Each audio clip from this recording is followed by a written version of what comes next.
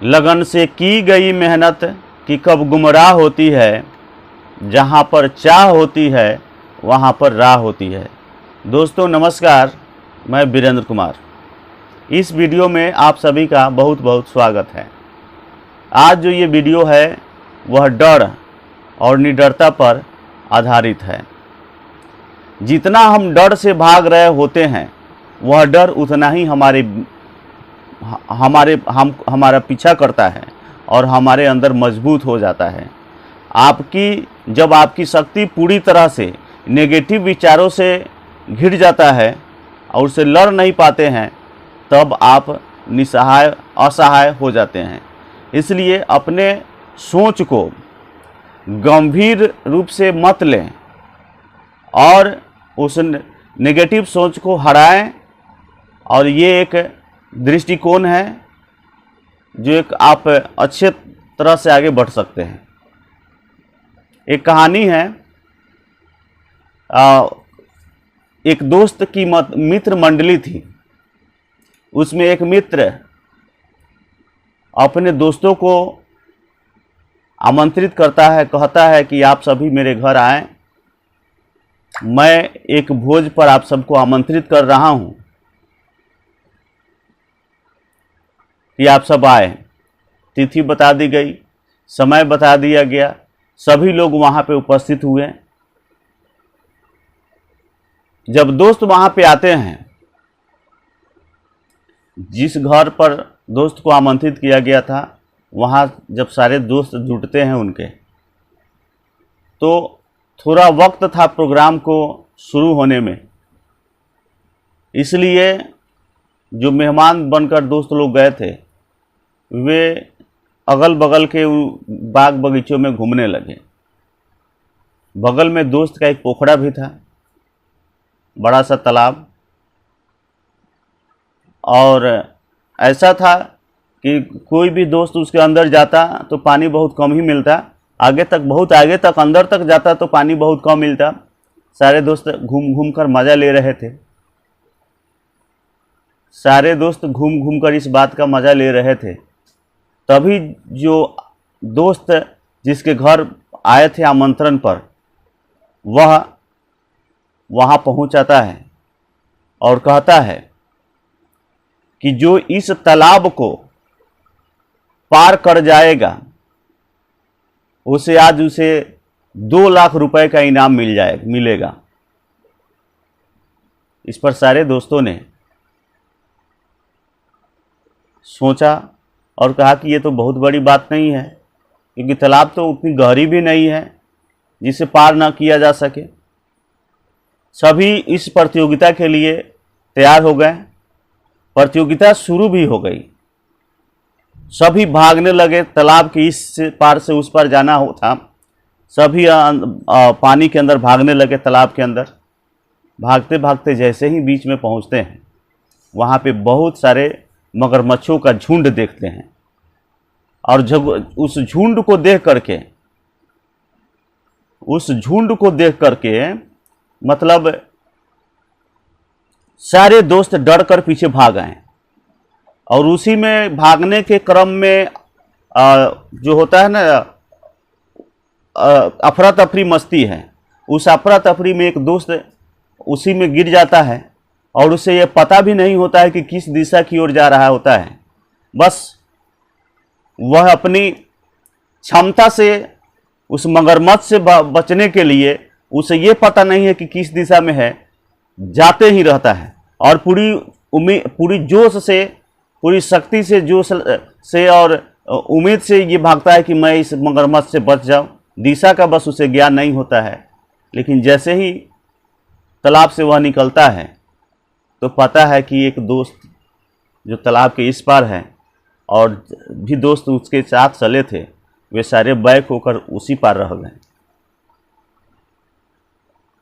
वह जो दोस्त पार कर चुका था, उसने समझा कि आज मेरा नसीब बहुत ठीक था कि मैं बच गया, अर्थात ये मगरमच्छ तो हमें खा ही जाते। अब बारी थी पुरस्कार लेने की। चूंकि वह दोस्त जो था वह जो दोस्त था वह तालाब तो पार कर चुका था, चाहे भी जिस भी तरह से पार किया हो, तालाब तो पार ही कर चुका था। इनाम देने की बात हुई तो दोस्तों ने उसे आमंत्रित किया, सभी दोस्तों के झुंडों ने आमंत्रित किया और उसको इनाम देने की बात आई तो उसका नाम अनाउंस हुआ। वे लोग आए, वह व्यक्ति आता है, वह दोस्त आता है और कहता है, और उससे पूछा जाता है कि आप इतने भीड़ में, बहुत सारे लोग तो दौड़े थे पार करने के लिए, लेकिन आप अकेले कैसे पार कर पाए, इतनी हिम्मत आप में कहाँ से आई?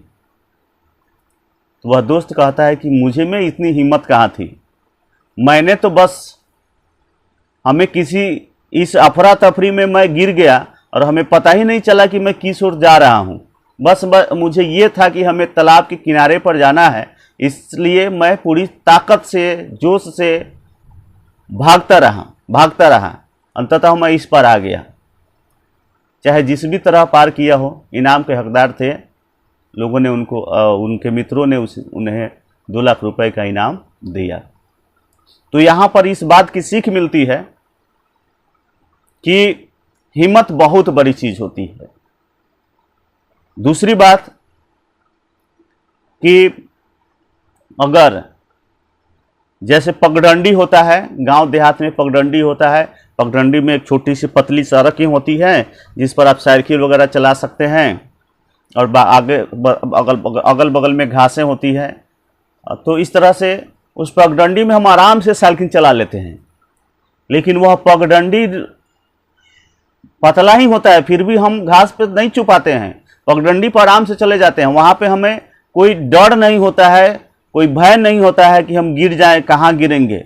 लेकिन वही पगडंडी अगर उतनी चौड़ी नहीं, 4 गुना चौड़ी कर दी जाए और किसी नदी पर उतनी ही पगडंडी टाइप का एक सड़क बना दिया जाए और तब कहा जाए कि आप इसे पार कीजिए, आरी चारों तरफ से जिसके किनारे होते उस पर घेरा हुआ नहीं हो, पुल की तरह पगडंडी से थोड़ा चौड़ा हो, तो शायद पसीना छूट जाएंगे।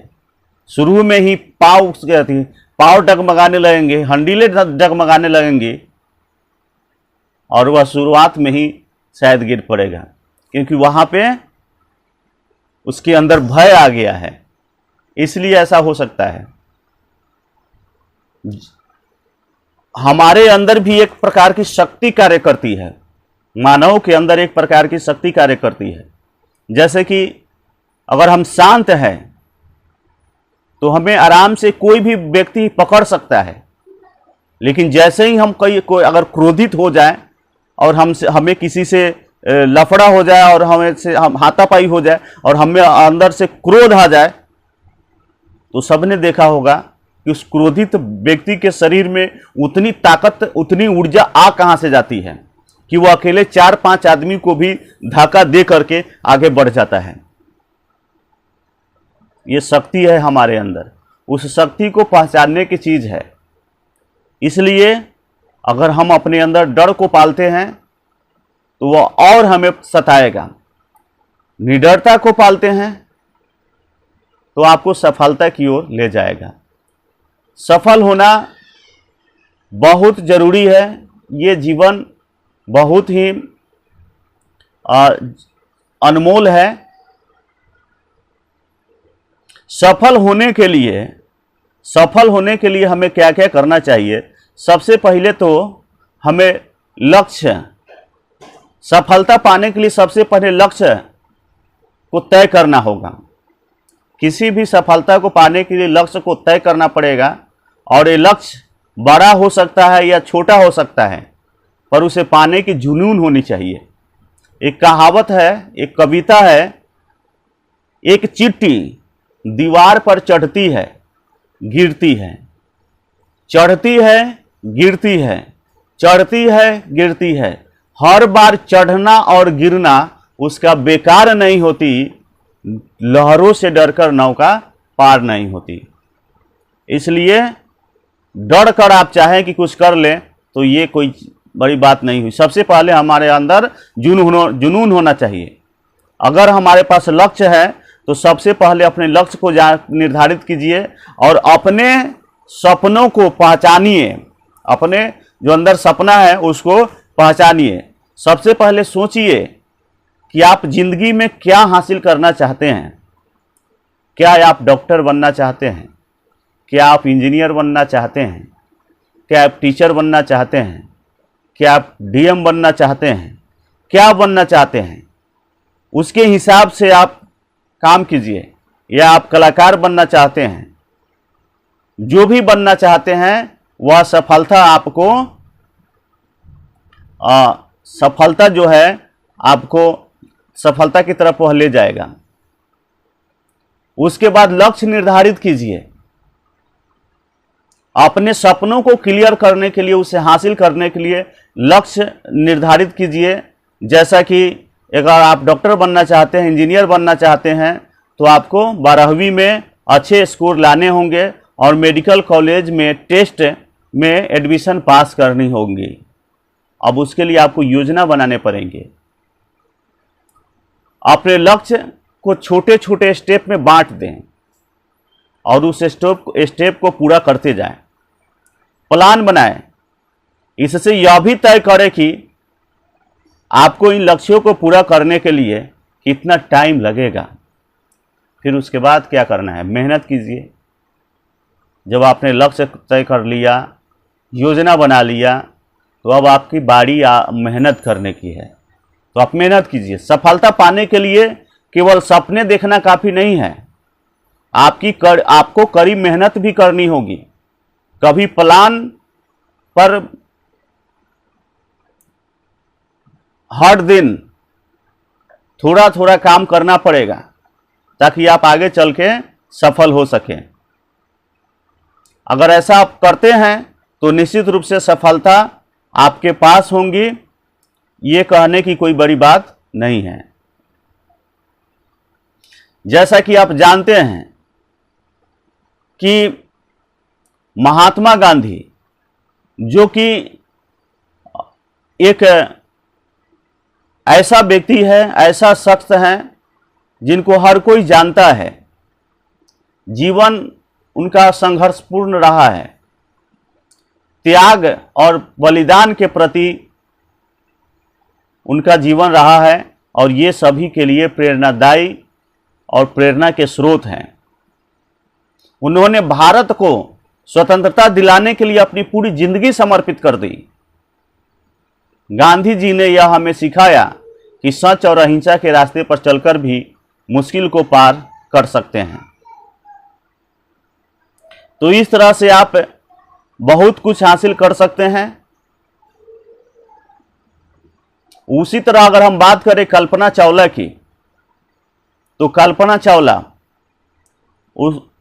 चावला का लक्ष्य था कि वह एक बार अंतरिक्ष में जाएं और ग्रहों का पता लगाएं, और उसने वो किया।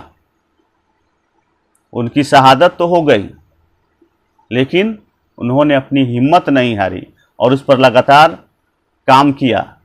सचिन तेंदुलकर जैसे एक क्रिकेटर को कुछ करना होता है तो उस लक्ष्य को पाने के लिए, बड़े बड़े सिक्स लगाने के लिए उन्हें मैदान में प्रैक्टिस करना पड़ता है। सचिन तेंदुलकर विश्व के महानतम क्रिकेटरों में एक है। आज उन्हें क्रिकेट का भगवान कहा जाता है। उन्होंने अपने करियर में कई रिकॉर्ड बनाए, इंडियन क्रिकेट टीम के लिए काम किया और कई जीतें दिलाई। सचिन ने ये हमें सिखाया कि लगन और मेहनत से हम कुछ भी कर सकते हैं। तो इसलिए अपने अंदर निडरता को रखिए, डर को मत आने दीजिए, क्योंकि अगर एक डरा सा व्यक्ति मोटा ताजा भी होगा तो वह एक निडर व्यक्ति, दुबला पतला व्यक्ति जिसके शरीर में जान भी नहीं है, उसे भी वह पराजित होगा। जैसा कि मैंने पहले ही आप इस बात पर चर्चा हमने किया है आपसे कि अगर कोई व्यक्ति में निडरता आ जाएगी, किसी लफड़ा में है, तो उसे 5-6 आदमी भी पकड़कर काबू में नहीं ला सकता है। ऐसा स्थिति हो जाता है। तो फिर हमें डर किस बात का? इसलिए लक्ष्य निर्धारित कीजिए, कार्य योजना बनाइए, कार्य शुरू कीजिए और सफलता पाइए। दोस्तों, मैं इस वीडियो को यहीं समाप्त कर रहा हूं। वीडियो कैसा लगा कमेंट बॉक्स में जरूर बताइएगा और आप अपनी राय को भी कमेंट बॉक्स में ज़रूर रखिएगा। फेसबुक पर हैं तो उसे फॉलो कर लीजिएगा, और अगर आप मेरे YouTube channel pioneer education classes पर हैं तो ऐसे ही वीडियो और भी कई educational video, maths, social science यानी जीके, इन सब का वीडियो देखने के लिए सब्सक्राइब भी जरूर कीजिएगा। बहुत बहुत धन्यवाद।